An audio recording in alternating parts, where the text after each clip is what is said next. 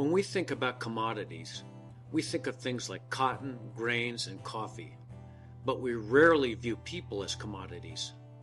Human trafficking is a form of modern-day slavery. It is thought to be the third largest criminal industry in the world and generates an estimated $32 billion per year. In 1850, an unskilled slave cost the equivalent of $11,000 in today's money. In 2009, the average price for a slave was $90. That's like the price of 2 video games. So comparing Old South slavery to modern-day slavery, which slave do you think is more disposable? If you ask me, I would say the one selling for $90. Why did I say that?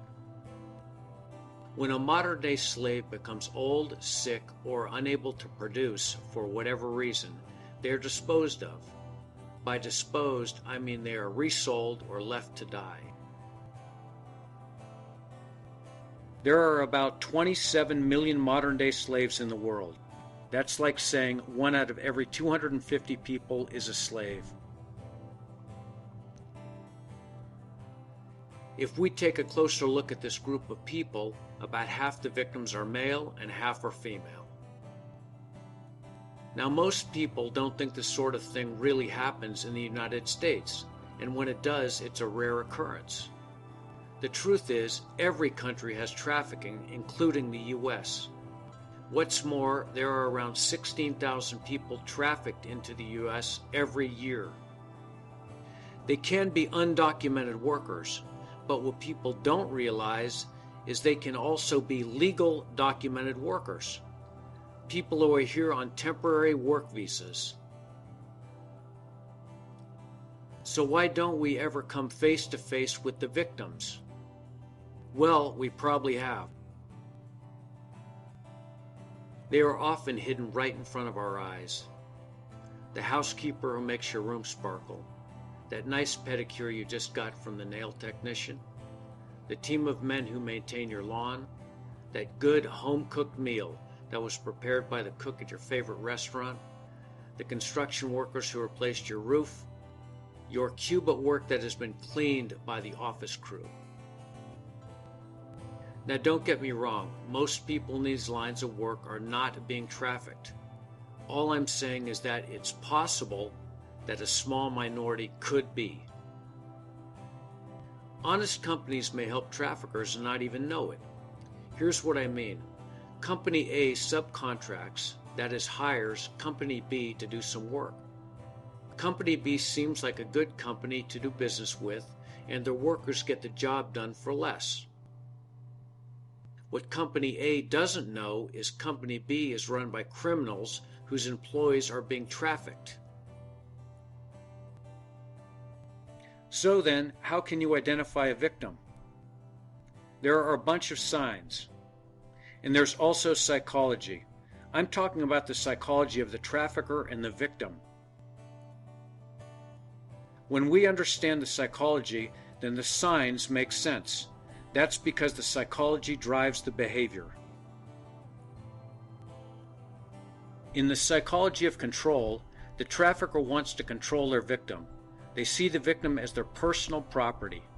That property is expected to produce as much money as possible every day to satisfy the trafficker's greed. This also explains why the trafficker doesn't want his property to escape. So he'll use all means necessary, both psychological and physical, to control his victim. So with this desire to control, we see the following clues.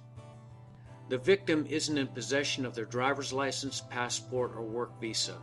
This is because the trafficker has taken their documents against their will. Doing so discourages the victim from trying to escape, because without their documents, they can't return home. And if they're a foreigner without their documents, they risk being deported. Along the same lines, the victim's money and finances are also under the control of the trafficker. They're watched or followed. They can't leave work or home unless accompanied. They're in a relationship with someone who's dominating.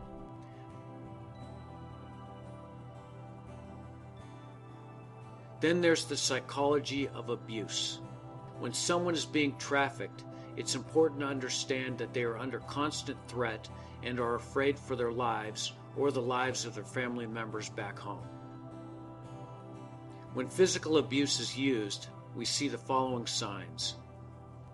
They could have bruises. They could have a tattoo with the trafficker's name or logo. This is common with pimps who tattoo their names onto their girls as a mark of ownership. They could look unhealthy, thin, or like they haven't been to a dentist in a long time. In addition to physical abuse, the trafficker uses emotional abuse. Sometimes the emotional abuse is all that's needed because it can be so powerful. Here's what I mean. They say things like, "Don't think about running away or I'll have you killed. I have your family's address, and if you leave, I'll kill them. I know your sister, and if you try to escape, I'll recruit her. I'll tell the police that you're an illegal immigrant and they'll deport you." With the backdrop of fear, here are some other things we might notice. When talking with the victim, they look scared or anxious. This is because they know they are being watched and are scared they'll get into trouble. They seem to be afraid of the police or show fear when bringing up organizations that can help them.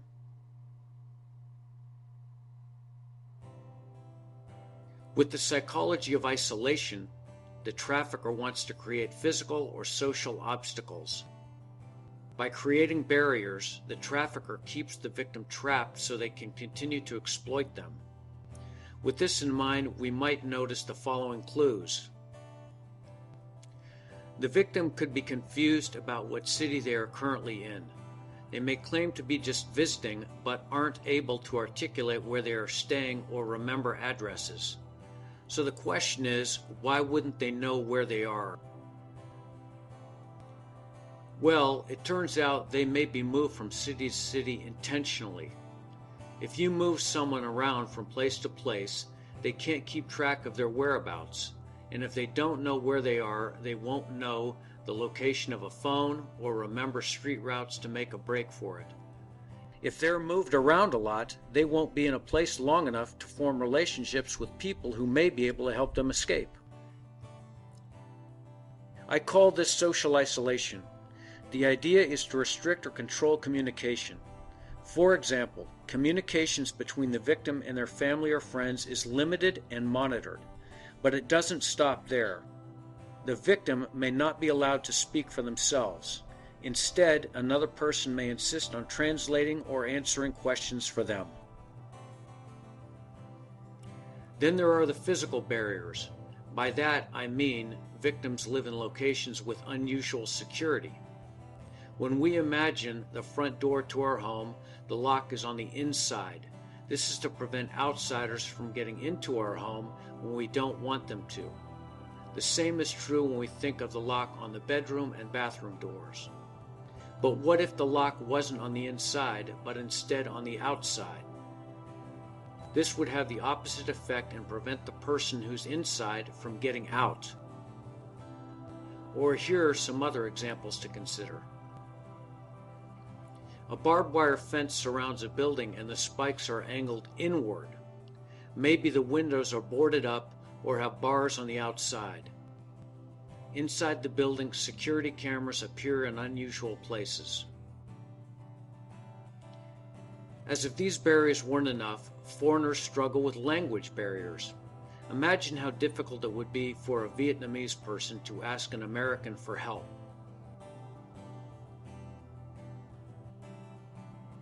Then there's the psychology of shame. The victim feels shame. To understand why, let's rewind the clock and go back to the time when the trafficker is trying to recruit them. The trafficker deceives them into believing they're going to get a dream job that pays very well. This, of course, is a lie, but the victim doesn't know it yet. Here's the catch. To get the job, the victim must pay the trafficker recruitment fees. These fees can be very hefty, so much so they may mortgage their home or land, or borrow money from relatives. They are reassured by the trafficker not to worry because with the money they'll make, they can pay off their debt in no time. They believe the carefully crafted web of lies. They leave their homes and villages behind. When they start working, they quickly find out that conditions were not as they thought. They aren't getting paid the money they were promised. As a result, they feel shame, deep shame, because they feel they let their family down. Now the roots of shame are different for people who've been trafficked into the sex industry. Even though they were deceived, manipulated, or kidnapped into their current situation, they feel shame because they feel dirty and they know society looks down upon the work they're forced to do. Under the deflating crush of shame, the victim's eyes are downcast and they avoid eye contact.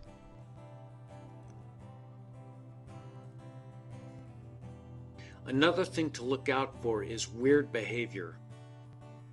They are performing odd tasks at odd hours, washing a car at 9 p.m. at night in the cold, planting bushes along the roadside when the ground is frozen.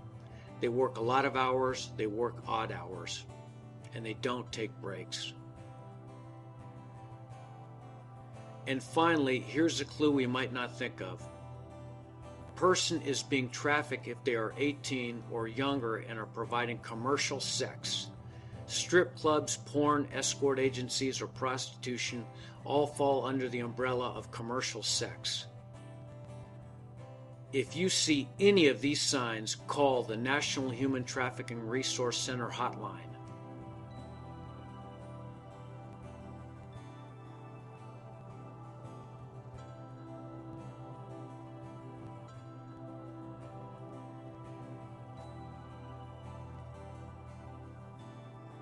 And an experienced specialist will guide you through what to do.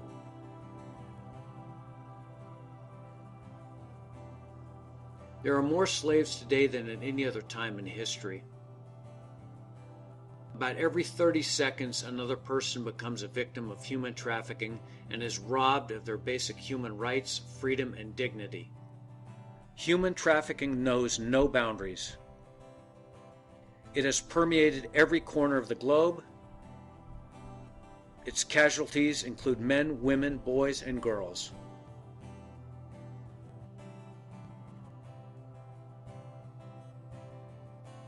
When an idea reaches the critical mass, it will have the momentum to create lasting change.